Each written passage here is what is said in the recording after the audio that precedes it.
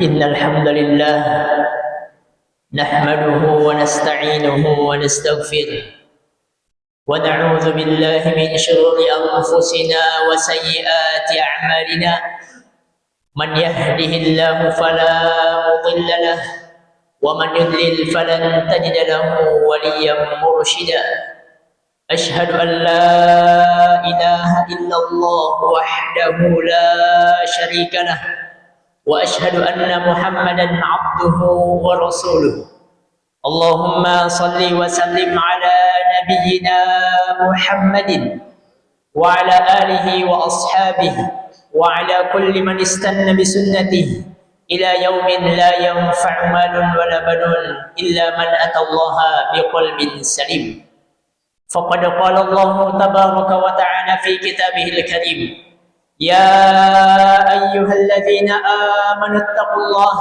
حق تقاته ولا تموتن إلا وأنتم مسلمون وقال أيضا يا أيها الذين آمنوا اتقوا الله وقولوا قولا سديدا يصلح لكم أعمالكم ويغفر لكم ذنوبكم ومن يطع الله ورسوله فقد فاز فوزا عظيما فيا عباد الله أوصيكم وإياي نفسي بتقوى الله فقد فاز المتقون أما بعد Masyarakat muslimin sidang jamaah salat Jumat Masjid Al-Muhajirin yang insyaallah senantiasa dimuliakan oleh Allah Subhanahu wa taala. Kembali kita bersyukur kepada Allah Subhanahu wa taala atas segala limpahan nikmat yang tak terhitung jumlahnya. Meskipun kita berusaha untuk mengkalkulasikan nikmat tersebut, tak mampu untuk kita hitung jumlah tersebut. Walau terkadang nikmat tersebut sebagian kita gunakan tidak sesuai dengan ridhonya Allah Subhanahu wa taala. Namun Allah Maha Pengasih, Maha Penyayang kepada kita, sehingga Allah Jalla Jalaluhu tidak memutus daripada nikmat tersebut. Salawat dan taslim kepada baginda Nabi Allah Muhammad sallallahu alaihi wasallam, suri tauladan kita, uswatun hasanah kita. Dalam segala aspek lini kehidupan kita, kita berusaha meniti jalan yang telah ditempuh baginda sallallahu alaihi wasallam. Nabi berpesan untuk memperbanyak salawat dan taslim kepadanya, karena salawat yang kita baca sampai kepada Nabi sallallahu alaihi wasallam. Nabi bersabda, "Fa'akthiru minas salati wassalami alayya." Perbanyaklah salawat dan taslim kepada-Ku. Fa inna salatakum ma'rudatun ilayya. Sungguh salawat yang kalian baca itu sampai kepada Nabi. Sahabat bertanya kemudian, "Kaifa tasil? Bagaimana kelak kalau engkau telah meninggal wahai Nabi?" Kata Nabi, "Innallaha harrama 'alal ardi an ta'kula ajsadal anbiya." Sesungguhnya Allah mengharamkan kepada bumi yang kita pijak untuk melapukan jasad-jasad utusan Allah Subhanahu wa taala. Tak lupa pula khatib berwasiat kepada khatib pribadi dan juga kepada para jamaah sekalian, sama-sama kita meningkatkan ketakwaan, ketauhidan kita, bahwasanya la ilaha illallah, tidak ada Tuhan yang berhak disembah kecuali Allah Subhanahu wa taala. Masyarakat muslimin sidang jamaah salat Jumat yang dimuliakan oleh Allah Subhanahu wa taala. Di antara tuntunan baginda sallallahu alaihi wasallam adalah Nabi senantiasa mengajarkan doa kepada sahabat-sahabatnya, mengajarkan doa kepada kita umatnya. Di antara doa yang Nabi sallallahu alaihi wasallam ajarkan kepada sahabat-sahabatnya dan menjadi pelajaran bagi kita adalah doa yang disampaikan oleh Abu Hurairah radhiyallahu anhu. Dalam hadis riwayat Al-Imam Muslim, Abu Hurairah mengatakan, "Kana Nabi sallallahu alaihi wasallam yaqul." Nabi sallallahu alaihi wasallam bersabda, "Idza faragha ahadukum min at-tashahhudi falyata'awwadz billahi min arba'." Jikalau kalian telah melaksanakan tasyahud, telah bertasyahud di dalam salat, tasyahud akhir, kemudian telah membaca salawat kepada Nabi sallallahu alaihi wasallam, maka hendaklah sebelum menyelesaikan salatnya, hendaklah meminta perlindungan kepada Allah dari 4 hal. Artinya Nabi ajarkan doa ini jemaah sekalian. Bahkan Abdullah ibnu Abbas sampai menyatakan bahwa Nabi mengajarkan doa ini kepadaku, itu seakan Nabi mengajarkan Al-Quran kepadaku. Artinya betapa intens Nabi mengajarkan kepada sahabat-sahabatnya doa ini. Merupakan sunnah dalam sholat kita. yang Nabi menyampaikan, Allah tada'anna, janganlah engkau tinggalkan membaca doa ini sebelum menyelesaikan salatmu, sebelum mengucapkan salam. Apa doanya jemaah sekalian? Nabi bersabda, Allahumma inni a'udzubika min azabi jahannam wa min azabil qabri wa min fitnatil mahya wal mamati wa min syarri fitnatil masihid dajjal. Ini doa dari 4 perlindungan yang diajarkan Nabi, seakan Nabi mengajarkan Al-Quran kepada para sahabat-sahabatnya, yaitu minta perlindungan dari apa? Dari yang pertama, min azab jahannam. Dan Nabi mendahulukan azab jahannam ini karena inilah azab yang paling besar. Inilah azab yang paling ditakuti oleh semua manusia. Yang Allah Subhanahu wa taala dalam surah At-Tahrim ayat yang ke-6, Allah berfirman, waquduhan nasu wal hijarah. Neraka jahanam itu bahan bakarnya adalah dari manusia dan bebatuan. Sahabat pernah bertanya jamaah sekalian kepada Nabi tentang bebatuan yang ada di neraka jahanam. Kata Nabi, hijaratuha kal jibal. Bebatuan yang menjadi bahan bakar neraka adalah bebatuan yang besar layaknya gunung. Siapapun yang masuk ke dalam neraka jahanam karena ia kufur kepada Allah Subhanahu wa taala, maka Allah nyatakan dalam Al-Qur'an, azabnya adalah azab yang kekal. Allah berfirman, yuriduna an yakhruju minan nari wa ma hum bikharijina minha wa lahum azabun muqim. Orang kafir kufur terhadap Allah Subhanahu wa taala, mencoba untuk keluar daripada azab neraka jahanam, wa ma hum bikharijina minha, kata Allah. Sungguh tidak akan mampu ia keluar daripada azab tersebut. Walahum azabun muqim, baginya azab yang abadi, azab yang kekal. La naum, tidak ada tidur, la rohah, tidak ada istirahat. Yang ada hanyalah azab, kemudian berganti azab, kemudian azab-azab yang lainnya. Inilah Nabi sallallahu alaihi wasallam memerintahkan kepada kita untuk berlindung daripada azab jahannam. Dan ini yang pertama. Kaum muslimin sedang jemaah salat Jumat yang dimuliakan oleh Allah Subhanahu wa taala. Yang kedua adalah wa min azabil qabr. Kita meyakini setelah kehidupan yang fana ini ada alam yang lain yang dikenal dengan alam barzakh.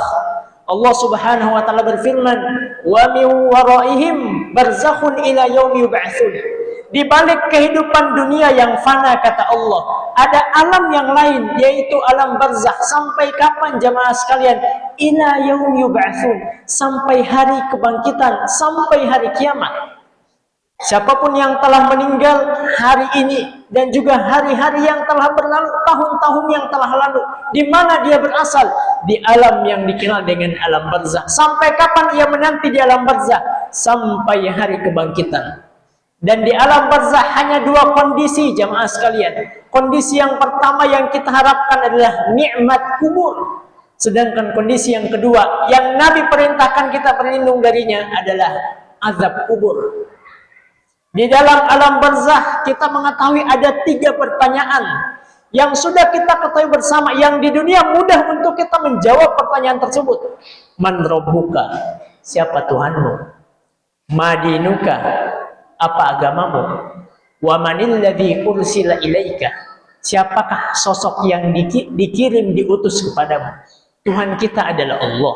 Agama kita adalah Islam, yang Allah berfirman inna dina indallahi Islam. Sedangkan sosok yang diutus kepada kita adalah Nabi Muhammad sallallahu alaihi wasallam. Namun di alam barzakh jemaah sekalian, yang menjawab semua itu adalah amalan-amalan kita, adalah ibadah-ibadah kita, adalah tauhid kita yang kita murnikan ketika kita masih hidup di alam dunia ini. Jemaah sekalian yang dimuliakan oleh Allah Subhanahu wa taala. Itulah Syekh Muhammad Ibn Abdul Wahhab menyusun sebuah kitab dengan judul Al-Usulul Tsalasah. 3 pondasi utama bagi setiap mukmin mengenal Allah Subhanahu wa taala, mengenal Islam dengan dalil-dalil yang terperinci, dan yang ketiga mengenal sosok baginda Nabi Muhammad sallallahu alaihi wasallam. Masyarul muslimin sidang jamaah salat Jumat yang dimuliakan oleh Allah Subhanahu wa taala. Meminta perlindungan yang ketiga adalah wa min fitnatil mahya wal mamat. Fitnah kehidupan dan juga fitnah kematian. Di dalam kehidupan yang fana ini seringkali ada fitnah, ada ujian. Bahkan mungkin keluarga kita adalah fitnah. Bahkan mungkin harta-harta yang Allah titipkan kepada kita bisa menjadi fitnah. Itulah firman Allah Subhanahu wa taala dalam surah Al-Anfal ayat 28 ataupun surah At-Taghabun ayat yang ke-15. Allah berfirman dalam Al-Anfal 28, "Wa'lamu annama amwalukum wa auladukum fitnah wa annallaha indahu ajrun azim." Ketahuilah, sesungguhnya harta-hartamu yang Allah rezekikan kepadamu, kepada manusia, kemudian keluargamu, anak-anakmu yang Allah berikan adalah fitnah, adalah ujian bagimu. Dan ketahuilah Allah Subhanahu wa taala memiliki ajrun azim, pahala yang terbaik, pahala yang besar tatkala harta dan keluarga kita manfaatkan sesuai dengan ridhonya Allah Subhanahu wa taala. Yang keempat, jamaah Jumat yang dimuliakan oleh Allah Subhanahu wa taala adalah fitnah terbesar, wa min syarri fitnatil masihid dajjal. Nabi sallallahu alaihi wasallam menyampaikan kepada para sahabatnya, ma bu'itsa nabiyyun illa anzara al-a'war al-kadzdzab. Tidaklah ada seorang nabi diutus kecuali mengingatkan umatnya tentang sosok buta sebelah yang pendusta, pembohong. Ala innahu a'war, ketahuilah sesungguhnya dia itu buta sebelah. Wa inna rabbakum laisa bi'awar, sesungguhnya Tuhanmu Allah bukanlah buta sebelah. Wa inna baina ainaihi maktubun kafaro, sesungguhnya di antara dua matanya tertulis kaf, fa dan ro, kafir. Tiada lain yang dimaksud adalah Al-Masihud Dajjal, fitnah Ad-Dajjal, fitnah terbesar bagi setiap umat. Sehingga Nabi menyatakan tidaklah ada Nabi kecuali mengingatkan akan fitnah Dajjal, kecuali mengingatkan akan bahaya Dajjal. Tatkala bertemu dengan Dajjal, dengan keimanan yang tipis, dikhawatirkan menjadi pengikut Dajjal. Sehingga Nabi SAW mengingatkan kita, mengajarkan kita doa meminta perlindungan empat ini. Dari azab jahannam, kemudian dari azabul kubur, dari fitnah kehidupan dan fitnah kematian, dan yang terakhir fitnah al-masih ad-dajjal yang Nabi sampaikan kepada kita kuncinya, man hafidha 10 ayatin min suratil kahfi usima minad dajjal. Siapa yang membaca, siapa yang menghafal, siapa yang mempelajari, siapa yang mengkaji 10 ayat pertama dari suratul kahfi, dia akan terjaga dari fitnah dajjal.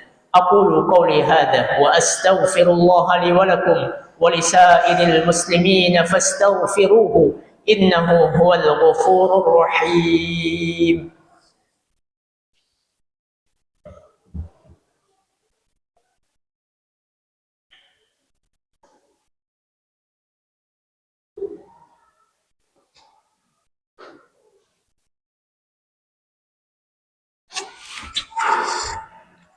Alhamdulillah, alhamdulillahilladzi nazzala al-furqana ala 'abdihi liyakuna lil 'alamin nadhira. Wassalatu wassalamu 'alal hadil amin nabiyyina wa syafi'ina wa qudwatina Muhammadin sallallahu alaihi wasallam. Masyarul muslimin sidang jamaah salat Jumat yang insyaallah senantiasa dimuliakan oleh Allah Subhanahu wa taala. Untuk itu, doa meminta perlindungan dari empat hal ini hendaklah menjadi perhatian serius bagi kita.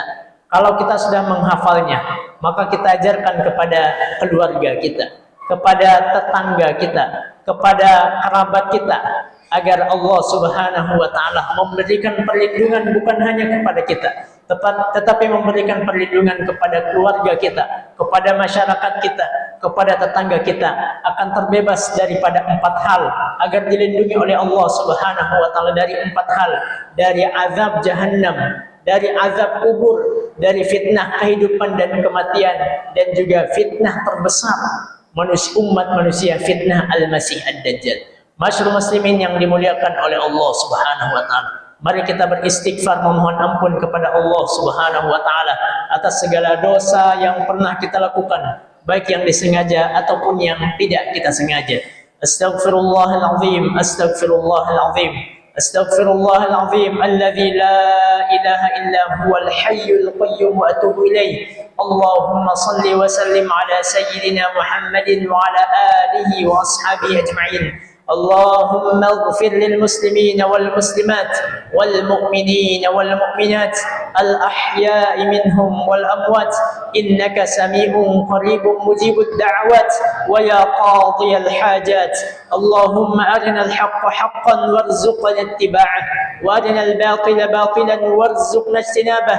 اللهم إنا نسألك التقى والهدى والعفاف والغنى.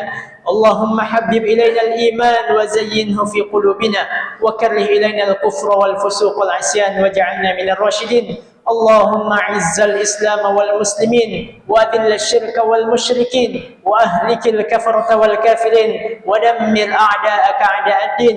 اللهم انصر إخواننا المستضعفين المظلومين في فلسطين وفي سوريا وفي كل مكان برحمتك يا أرحم الراحمين.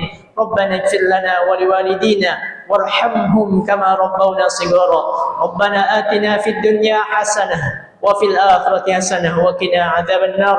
وصلى الله على نبينا محمد. سبحان ربك رب العزة عما يصفون وسلام على المرسلين والحمد لله رب العالمين وأقيموا الصلاة.